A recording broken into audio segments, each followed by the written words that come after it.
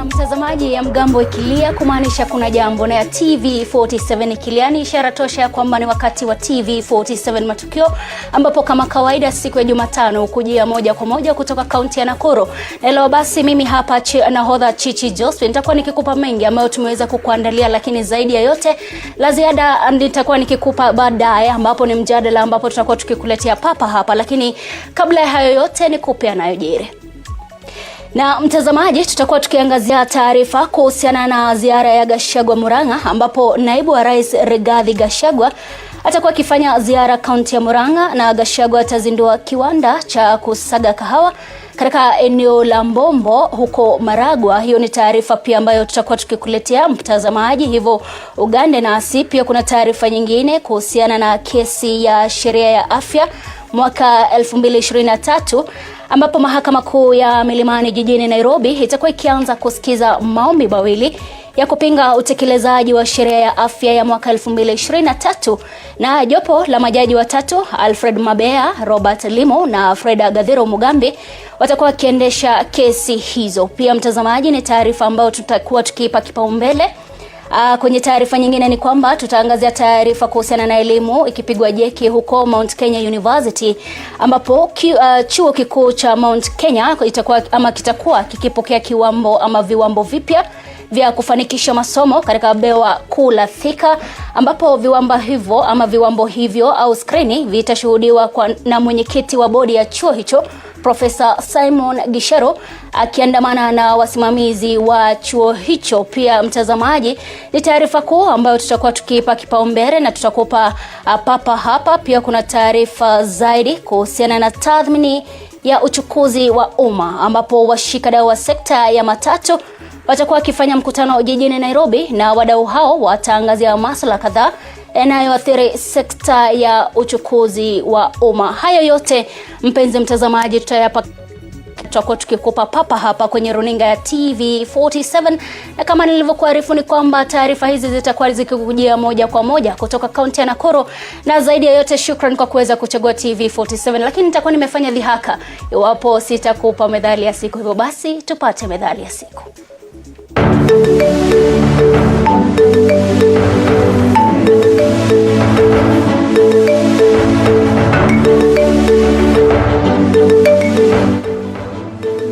Methali ya leo: kusikiliza si hatua, hatua ni kusikiza. Sikiza ni kufuata ulichoambiwa. Maana ya ndani: cha msingi zaidi ya kusikiliza ni kuchukua hatua zaidi kuhusu uambiwalo. Methali hii huambiwa mtu anayekaidi jambo analoambiwa. Methali yenye maana sawa ni kusikiliza si hoja, hoja ni kusikia.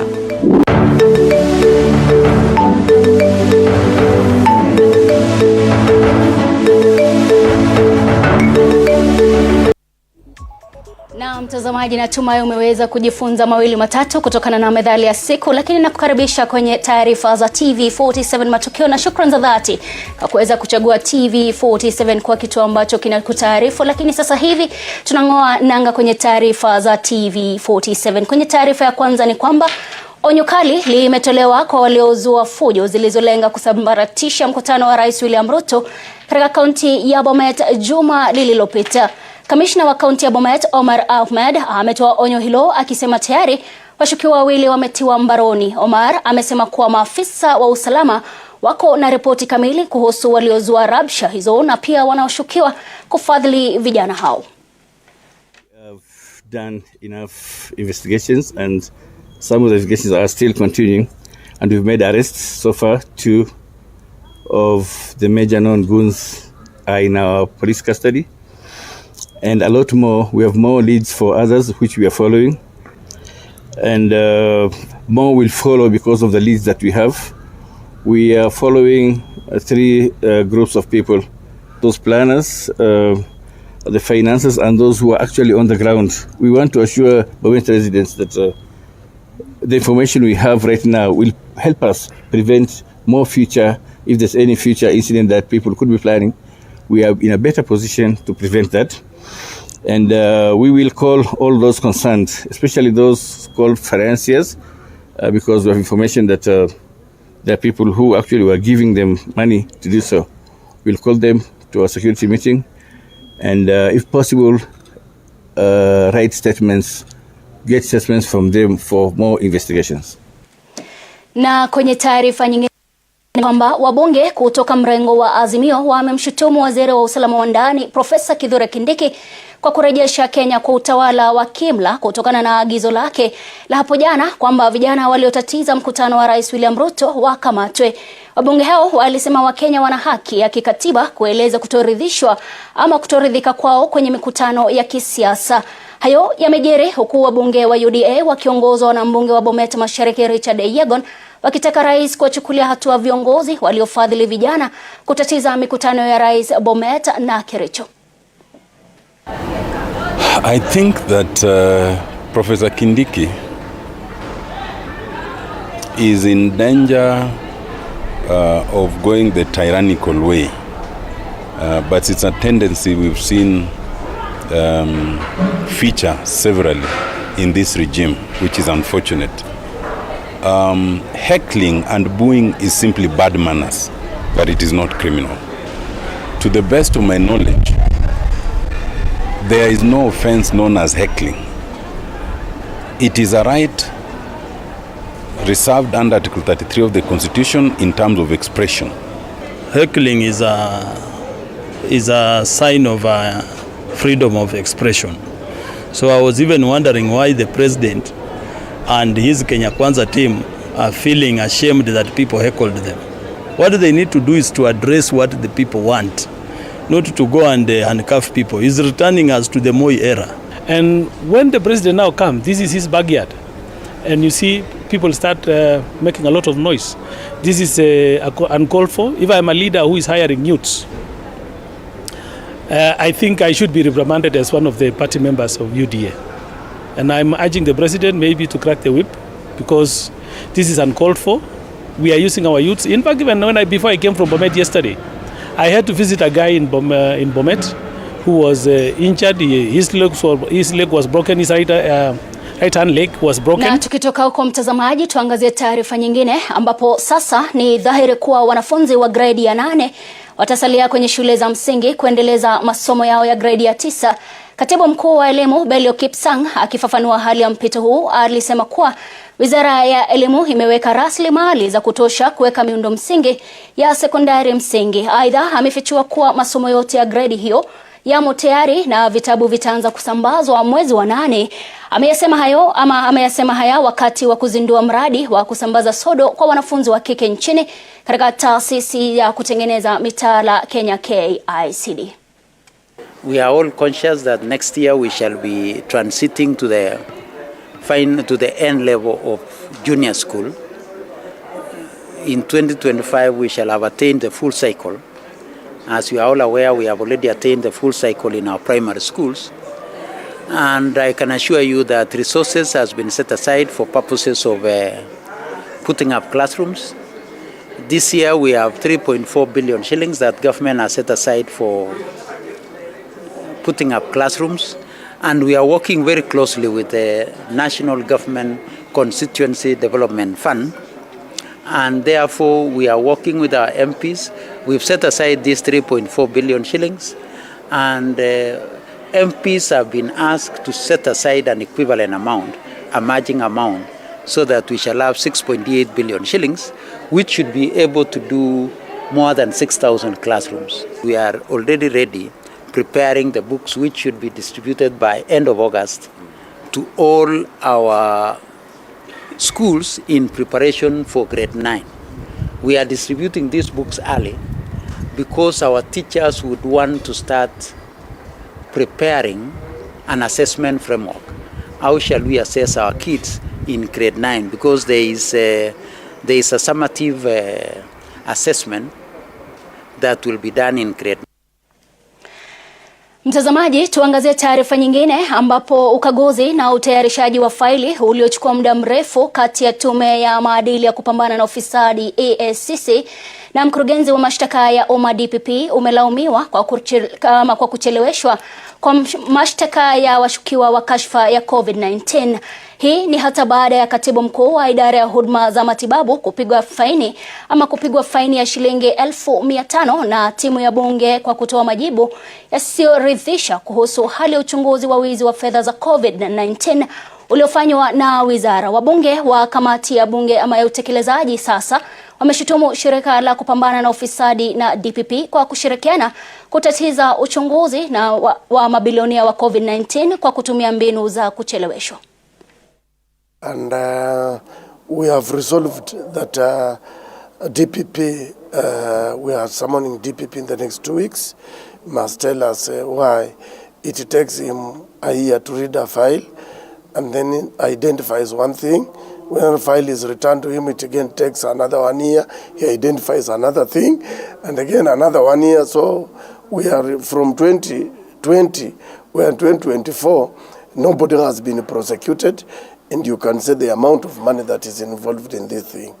Therefore, we are summoning him in the next 2 weeks. This is why we are fast tracking it, that Kenyans must be paid back their money, and that is why we even we were about to fine the PS, because that is the team that will tell us if these people are overpaid, and if they were overpaid, then they must refund that money. Yeah. Tukitoka huko tuangazie taarifa kuhusiana na mbolea. Wakulima kutoka kaunti ya Kakamega ama kaunti za Kakamega na Nakuru wamelalamikia uhaba wa mbolea katika bohari ya kitaifa katika kaunti hizo. Wakulima hao wameelezea kuwa wamepiga kambi katika vituo hivyo ili kusubiri bidhaa hiyo muhimu kwa matayarisho ya upanzi bila mafanikio. Kwa sasa wametoa wito kwa serikali kuingilia kati. Kauli ya wakulima hao iliungwa mkono na seneta wa kaunti ya Kakamega Boni Halwale, ambaye ameitaka serikali kuongeza kiwango cha mbolea ya ruzuku iliyotolewa katika eneo hilo. Hali sawia vile pia ilishuhudiwa katika kaunti ya Nakuru, huku wakulima wakilalamikia uhaba wa mbolea na mbegu na kutoa wito kwa serikali kuingilia kati. Ukipanga laini wanakuambia rudi nyuma. Tumezunguka, lakini siku ya leo mimi nitalala hapa. Siendi nyumbani bila mbolea. Ujanja hujui nani atapata. Mimi nimepewa namba 867. Na saa hizi wamefika watu 54. Wewe niambie ndugu yangu, nitakuwa served siku gani? Sijapata. Nimekuja hapa saa 12. Siku hii ni ya 3. Mimi sina mkongo, mimi sina miguu. Na ninataka tena kuenda bure. Sasa wewe rais, mpangilio yako ni ya namba, ni ya laini, ni ya kupewa mbolea. Na hii fertilizer ni kidogo. Hatupati wakati inayofaa. Kama wakati huu kuna wengine tumetoka kule cereals na hakuna fertilizer. Tusipoleta fertilizer ya kutoza, hii kitu haitafaulu. So tunahimiza the Ministry of Agriculture. Minister of Agriculture nilikuwa kwa ofisi yako personally, na tena nikawacha hapo written statement kwamba we need more fertilizer.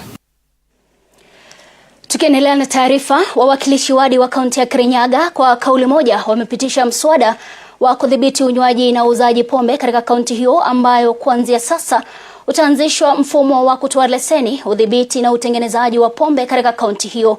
Mswada huo umetajwa kama afueni kwa wakazi ambao wameathiriwa pakubwa na madhara ya pombe haramu, kama ilivyoshuhudiwa hivi majuzi ambapo takriban watu 20 walipoteza maisha yao katika wadi ya Kangai.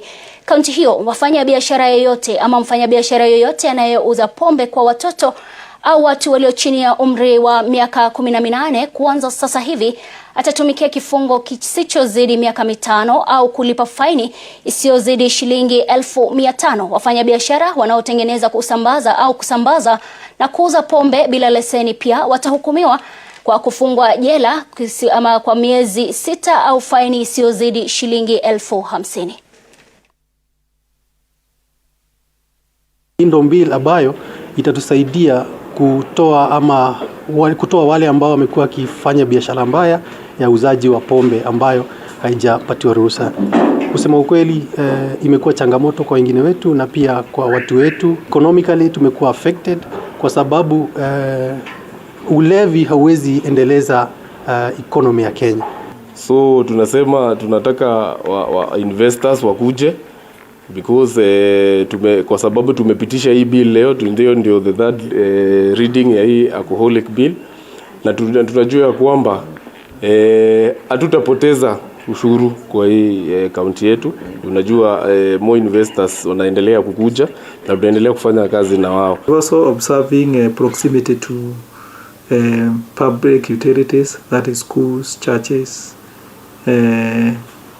hospitals. So anything within the proximity of 300 meters and less will not be licensed to operate in Kirinyaga.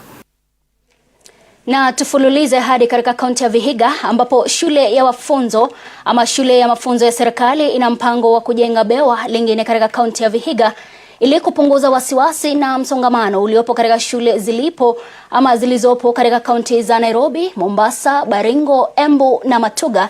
Akizungumza katika eneo la Boyani, eneo bunge la Vihiga, mkurugenzi wa shule ya mafunzo ya serikali KSG Lodeki Chwea alisema kuwa ujenzi wa shule hiyo utaleta manufaa makubwa kwa wanafunzi. Ujenzi wa shule hiyo utagharimu shilingi milioni 950 na utawafaidi watumishi wa umma kutoka maeneo ya magharibi mwa nchi. This project will be managed by the State Department for Public Works, and they have done all the necessary preparations for commencement of the project. So the next step will be to advertise and procure. The contractor will be able to do the work. And going by the standard timelines in the tendering process and commencement of such works, I expect this to start by end of June. National government, the respective Ministry of Public Service have agreed and have allowed the realization of Kenya School of Government Vihiga campus, which will be the 6th campus in the Republic of Kenya. Actually, the budget that we have put is around 950 million shillings. Na kwingineko mtazamaji ni kwamba taasisi ya Equip Africa imetia saini mkataba wa maelewano na shirika la Right Resource Kenya linalowatafutia Wakenya ajira katika mataifa ya kigeni. Wakianza na wanafunzi wa uguzi katika chuo kikuu cha Mount Kenya, Equip Africa itafunza wauguzi wanaotafuta ajira nchini Austria lugha ya Kijerumani ili kuelekea Austria kupiga jeki huduma za afya. We have been having discussions from last year in the process of having our nurses trained in German language. To give a brief background, Right Resource Kenya Limited has been contracted by MedBest, which is a company in Austria, where they require nurses for work due to the labor shortage.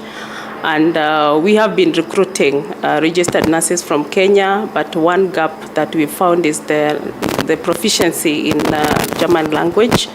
And that's why we approached Equip Africa to be able to build the capacity for the nurses to be eligible to go to Austria and be able to work efficiently. Supporting two parts. The one is the bureaucratic part, where we do the notification, where we assist you with the German language, where we assist you with the red card, and then with the family reunion. Yeah?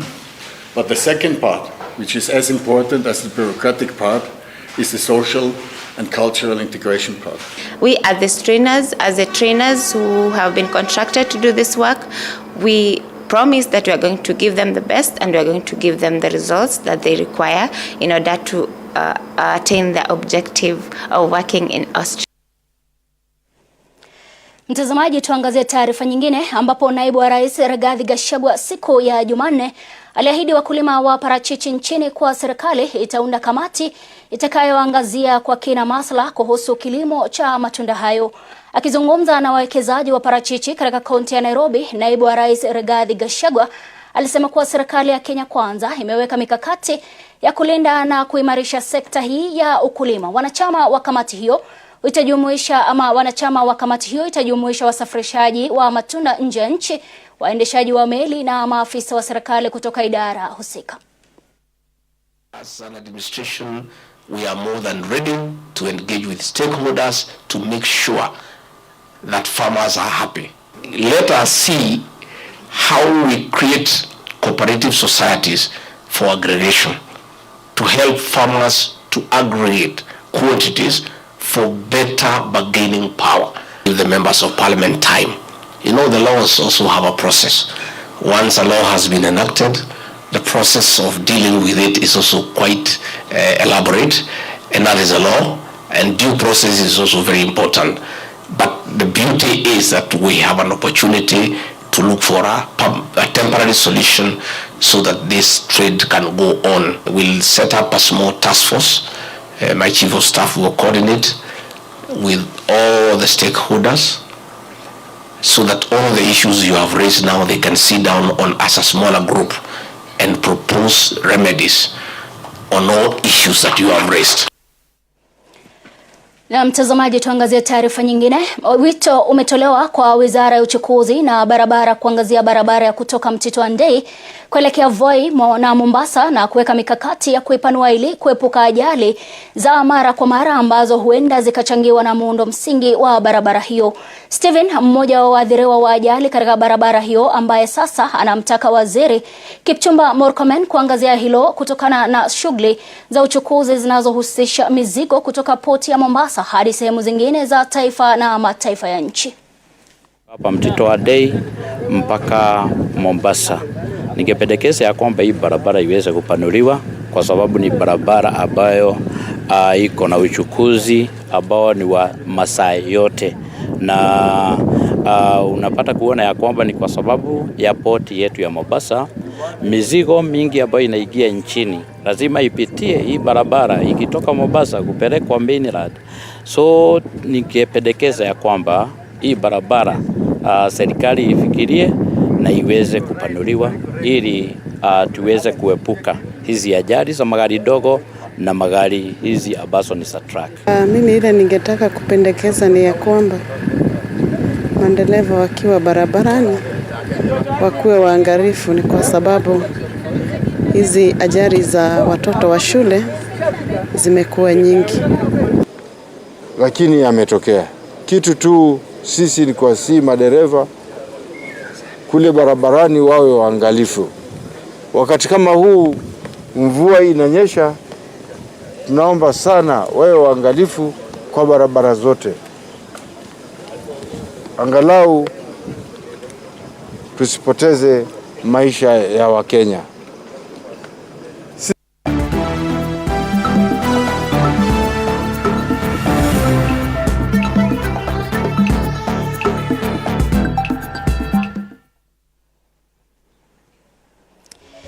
Na mtazamaji, kwenye meza ya spoti sasa tuangazie taarifa za spoti, ambapo timu ya kitaifa ya soka ya wachezaji wasiozidi umri wa miaka 20 iliibuka na ushindi wa 3-1 dhidi ya Talanta Hela katika mechi ya kirafiki iliyochezwa ugani Kasarani jana. Mabao ya Rising Stars yalifungwa na mchezaji wa kiungo cha kati Linus Munyao kutoka Rainbow FC, mshambulizi Christopher Koloti wa AFC Leopards na mlinzi Sigmund Maina wa Kariobangi Sharks. Timu hii inajiandaa kwa mashindano ya mataifa manne itakayoanza Ijumaa hii hapa nchini Malawi. Rising Stars itachuana na Zimbabwe kwenye mechi yake ya kwanza ugani Bingu kabla ya kucheza dhidi ya wenyeji Malawi siku ya Jumapili. Waziri wa michezo Babu na Mwamba na Rais William Ruto rais wa shirikisho la soka nchini Nick Mwendo walihudhuria mechi hii ya Kiafrika.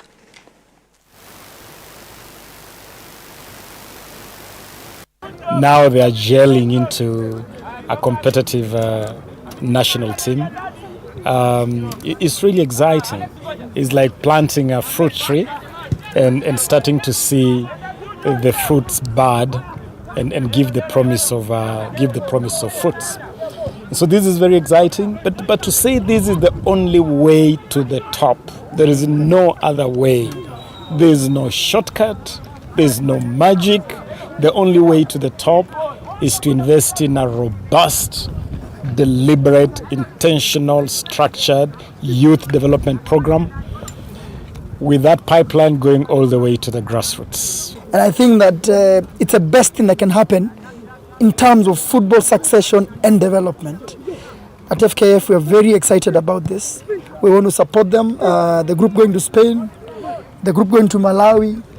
This is one pool of players under our coaches. It's a big change for us. And I can only say that let's support them, let's give them support they want.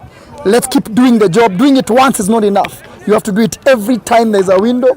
In June we do it again. We do it again in September like that. And then we can see the results thereafter.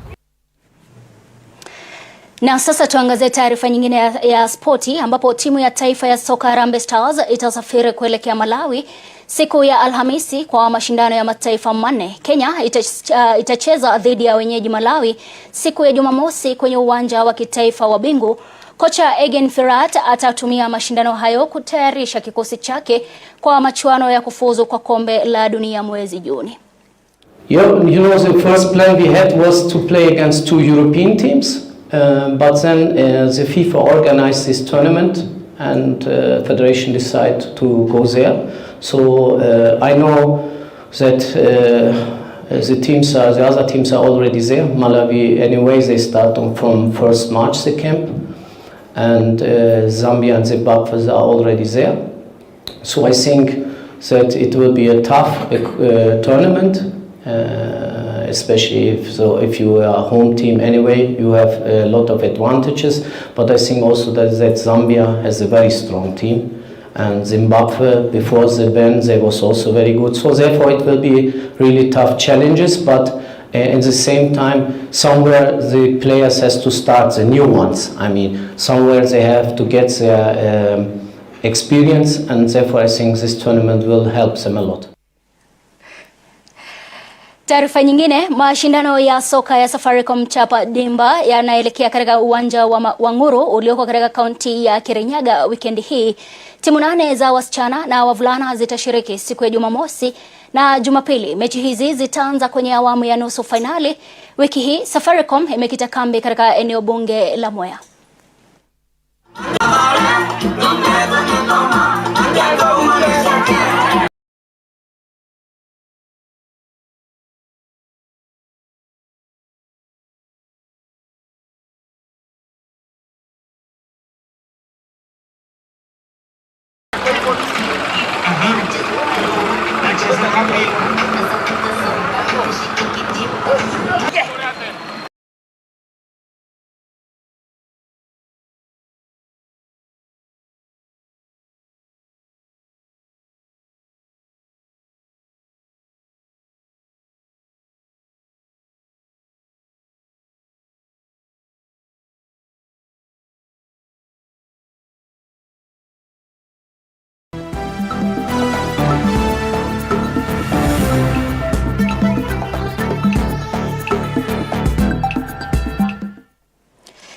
Na kufikia hapo mpenzi mtazamaji, natia kikomo kwa taarifa za TV47 Matukio, lakini kumbuka kwamba nitakuwa nikirejea na mjadala wa siku ya leo, lakini uelewe kwamba kuna taarifa ambazo tunazipea kipaumbele kuhusiana na mengi ambayo tutakuwa tukikuandalia, moja wapo ikiwa ni ziara ya Gachagua Murang'a, na pia taarifa nyingine ikiwa ni kesi ya sheria ya afya mwaka 2023. Ni taarifa pia wale ambao ni waandishi wetu wanazidi kupika.